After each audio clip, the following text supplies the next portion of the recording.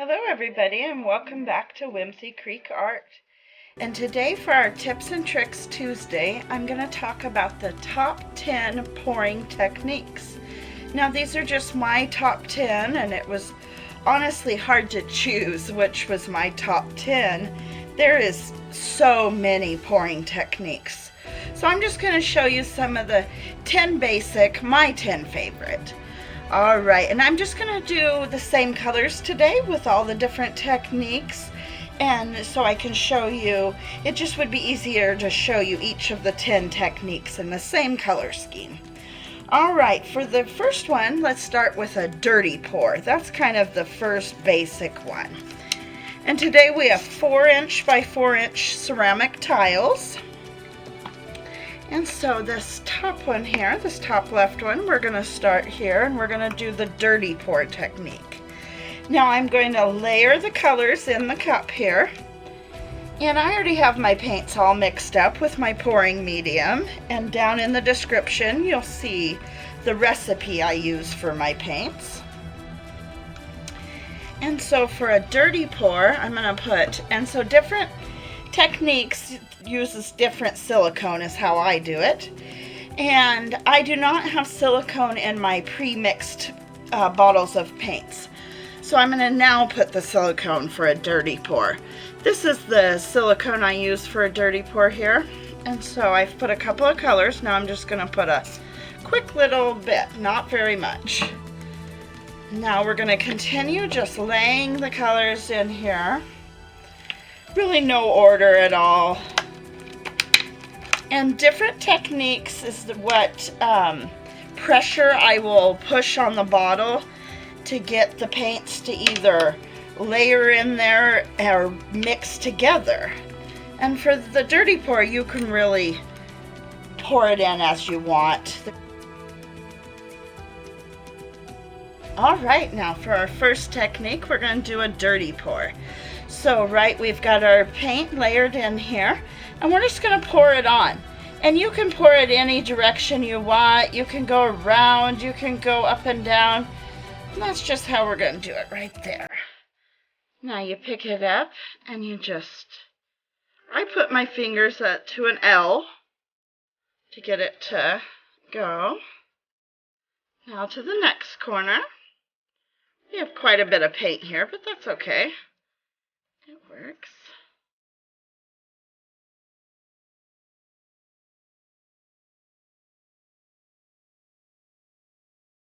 All right.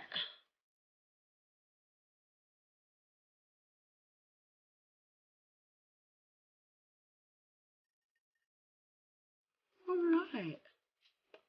Let me just wipe off my hands here. And then I'll grab my torch and we'll torch it.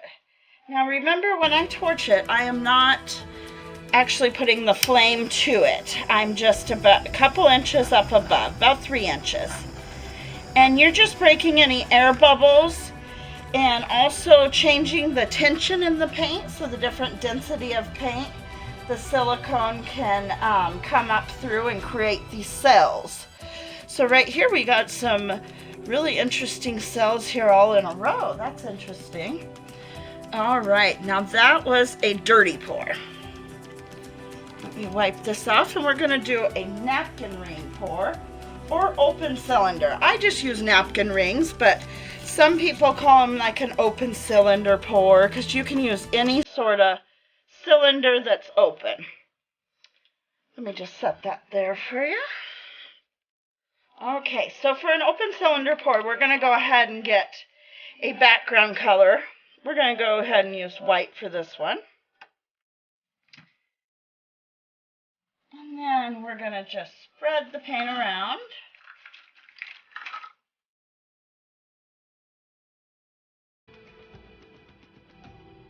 And I call these just a napkin ring pour. I get my napkin rings from the Dollar Tree. They come in a 6-pack. They're just plastic napkin rings. Alright, now we got our base coat. And then we can just set the napkin ring really anywhere. And then we're going to go ahead and just put some colors in. We don't need too much. These tiles are only 4" by 4", so they really don't need all that much paint. But we're going to use the same colors we just used for the dirty pour. This could be called a napkin ring pour, open cylinder pour, a little bit of purple. And then I'll show you here. Now you just kind of move it around. And you kind of lift just barely though. You kind of are pushing that paint kind of down below the white. See how it's kind of going below there? And then you finish it off. All right, now at this point is when I like to torch for this technique. All right, and now we'll just kind of tilt it.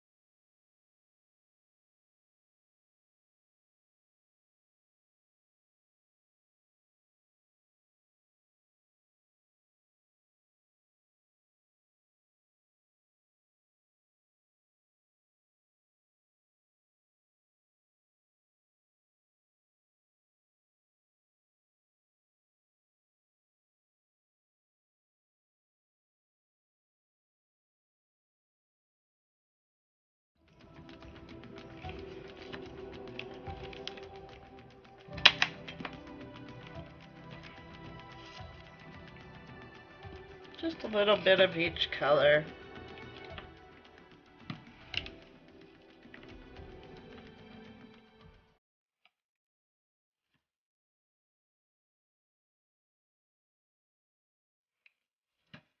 All right. Now we pick the cup up, pick the tile up, just flip it upside down on it and flip it over together. Let it sit there for just a moment, let it kind of empty out.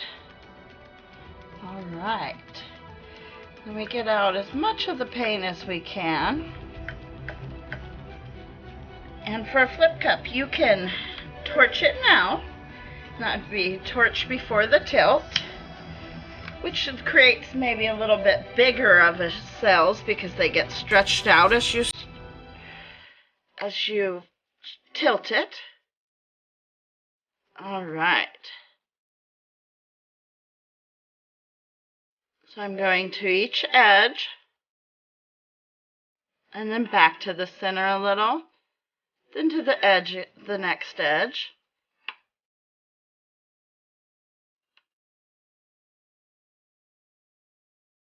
And then back to the center a little, and then to the last edge, last corner.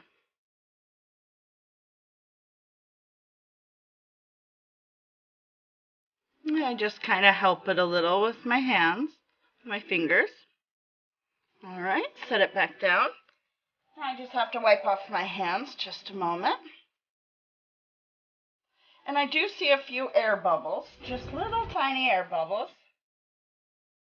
And so I will torch it, keeping my torch again just about 3 inches above it. All right, so far we have a dirty pour, an open cylinder, or also called napkin ring pour, and a flip cup. Next, we're going to do a swipe.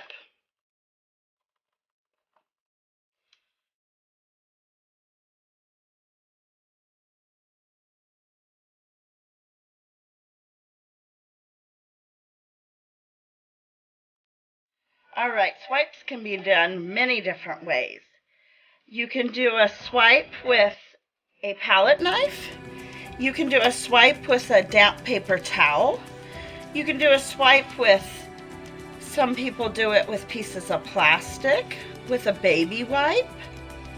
You can do what's called a controlled swipe if you're only going to swipe certain areas to make.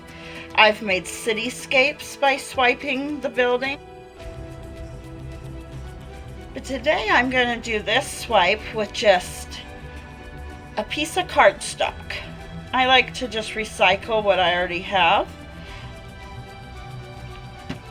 I'm putting just a little, I put a base of white. Now I'm just putting various colors throughout. And then after I get some colors laid down, I am going to swipe across it with the cardstock. Now you don't want to press down too hard at all. You want to keep it quite away. Just let the heaviness of the cardstock kind of glide across. You don't want to press. So now I'm going to swipe with white, and my white is just a little bit thinner for this. I'm putting it across the top here, and just a little ways down each side. And I will take this, and I'm not going to press down, I'm just going to swipe across.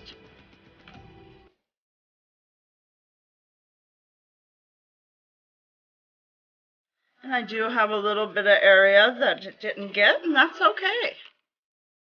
I can swipe with this.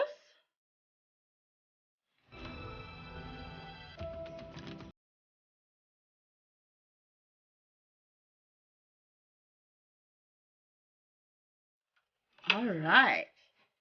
You can see some cells already developing, but I'm going to help it along and give it a little bit of a torch. And then I do like to just kind of give it a little bit of a tilt. Sometimes, not always, sometimes it's, but I do see where a little bit of the paint got taken up right here. There's a little bit of a bare spot, but I can fix that by just tilting it back and forth a bit. All right. So that is a swipe with cardstock. And as I said, you can swipe with many different materials.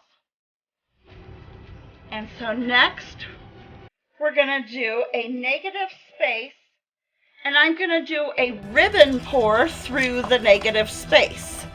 The negative space meaning we're going to have the painting mainly white. Let's see if we can move this up just a little bit. Okay, we're going to have mainly white on here. And then we're going to do a ribbon pour through the middle of the white. And the white will make it, it's called negative space. And you can have your negative space any color. It doesn't have to be white. But just we're going to do this one white. And I just get these little palette knives. And oh, it's like a 5-pack and at any arts and crafts store. These are plastic, just cheap palette knives. They work great for paint pouring, just spreading your base or your negative space color out. All right. And I already have a little bit from our dirty pour earlier, but I'll put just a little bit more in there. We don't need much because this painting is going to be mainly the white, leaving the white be our negative space. Alright, now I'm just going to give this, I just take a skewer and I just reuse them, let it dry on there and reuse it. Just kind of a figure 8, that's all. We don't want to mix it, but we do want to give it a little bit. And so for a negative space, you can pour it on, or this would be a ribbon pour on the negative space. You can pour it on any way you want. We're just going to go kind of like that and see how it works. Tilt it a little, but not too much. We want to leave a lot of that white space there.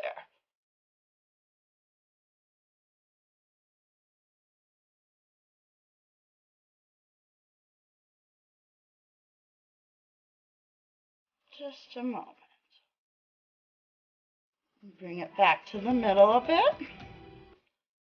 All right, I don't want to drip on the others. But here would be a negative space ribbon pour.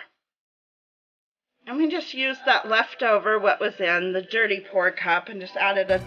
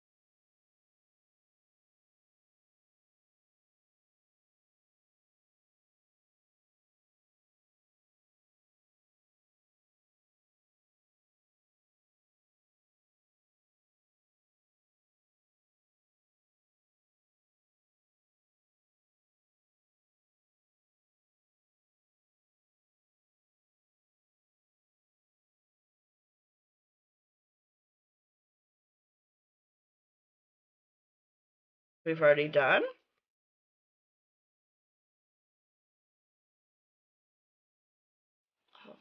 A little bit. Just kind of helping it out there.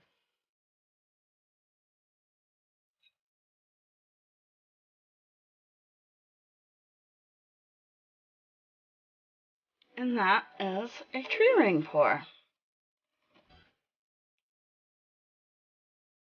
Wiping my hands off real quick.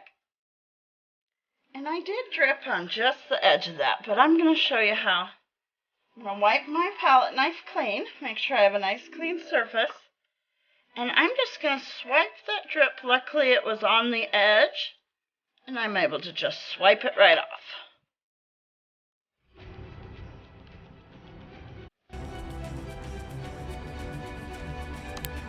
Okay, and for our next technique, and it'll be our 7th technique out of our 10, it is a floating cup.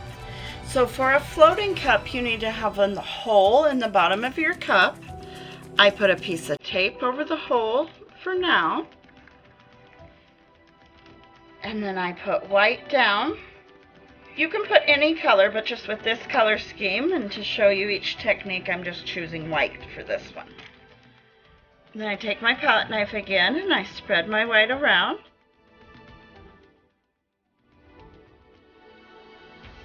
Make sure all the surface is covered. Then I just kind of give it a quick shake to get all the excess off. Make sure all the edges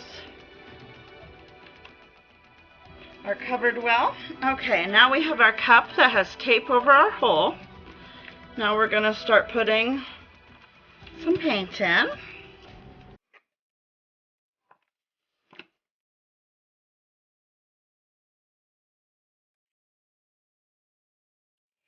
Okay. In no particular order.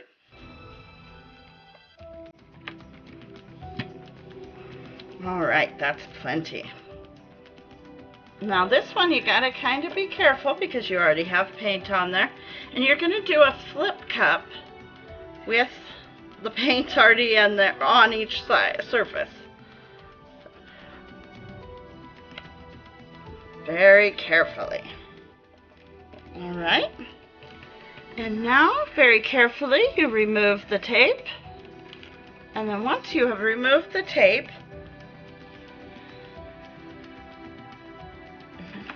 pop the bubble there. There we go. Now we can start just moving it across.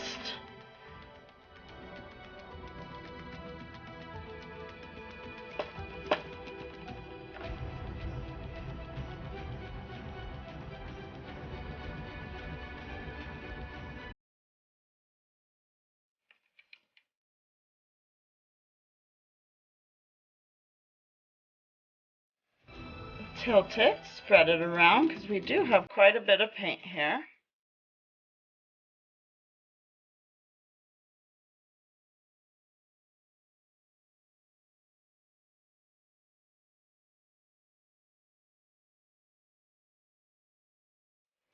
Alright, I do see a few air bubbles, and you do not have to torch every time if you do not want to.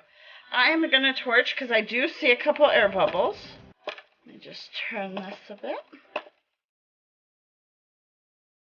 Alright, wipe my hands off, grab my torch.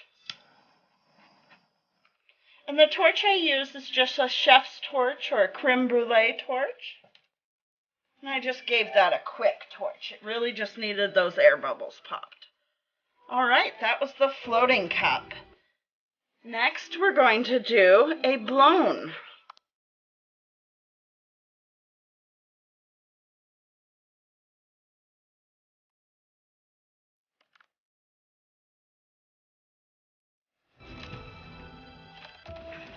Alright, let me just get this into frame.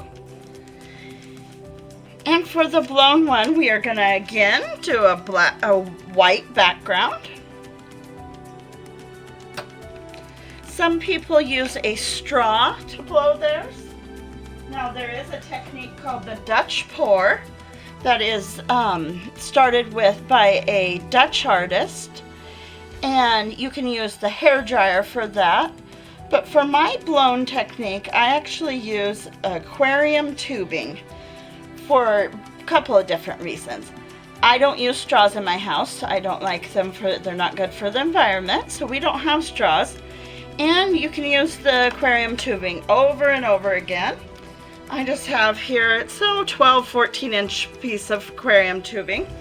The other reason an aquarium tubing is very nice is because it's flexible, so you can do it in different directions, however you want to be blowing. And so we're just going to put a little bit here.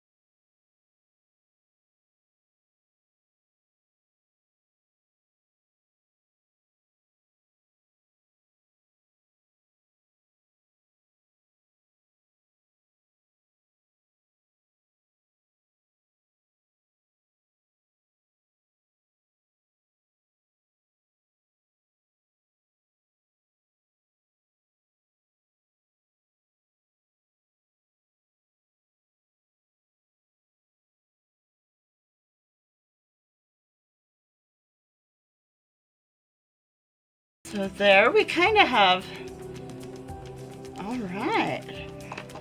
And that is how I do my blown ones. And that is our 8th different type. Now next I'm going to show you real quick a dip. Now dips are actually one of my very favorites. They're very easy to do. And when I'm trying to get a lot of coasters done, a dip is my go-to when I'm just trying to make a lot of them at once. All right. So for a dip, we're actually going to do that a little differently. What I do is I have here a brownie-sized aluminum pan with a 6 by 6 inch tile. And I'm actually going to put the colors just randomly right across there.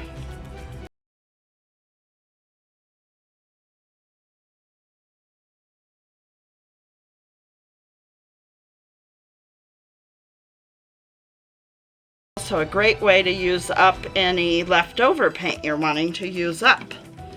Just put a little bit more here. All right, now I'm going to take my 4-inch tile and I'm going to turn it over into the paint and just smoosh that in there. Make sure all of it's covered. And then grab it up. And look at that. I haven't even torched it. I don't even have any silicone in there. Just the tension of the paint coming apart like that really makes a great technique. So that is one of my favorite ones. Now I'm left with this tile in here, and I can just tilt it and make sure it gets spread about on each. So I've done 2 at one time, so that's another great reason. Well, I'm just going to set that aside real quick because the dip was our 9th technique. So now we're going to do our last and final one, and this is called a string pull. Just a moment, let me move a couple of these around and we'll do our last one.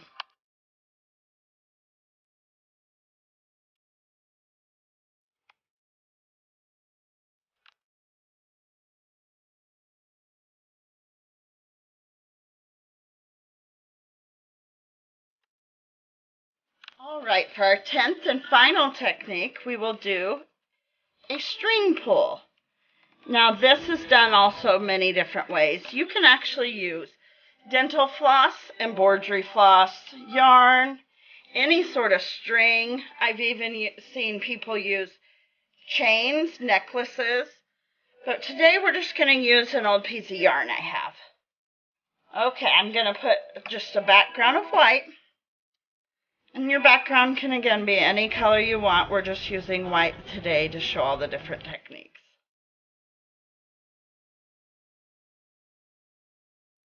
Spread the white around pretty much evenly.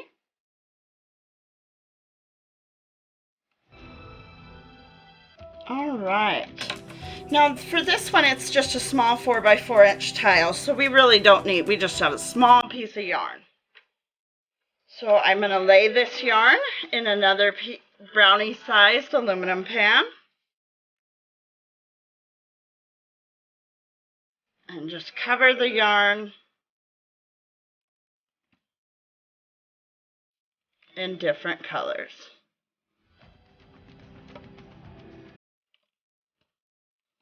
No particular order, just trying to get it covered.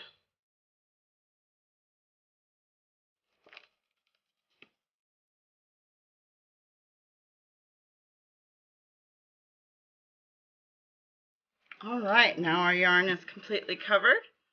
I'm going to grab one end of it and get some of that off. You don't need it completely. All right, now we've got our paint covered piece of yarn, and we're going to just kind of put this across like this. And now I'm just going to pull straight down. All right, and if you want, you can do more, or you can just leave it with those ones. I think I'll do a couple little tiny ones there on the side.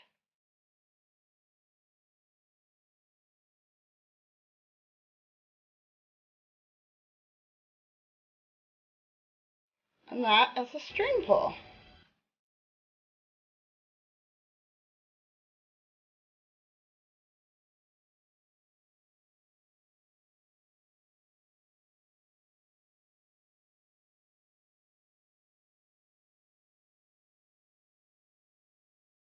All right.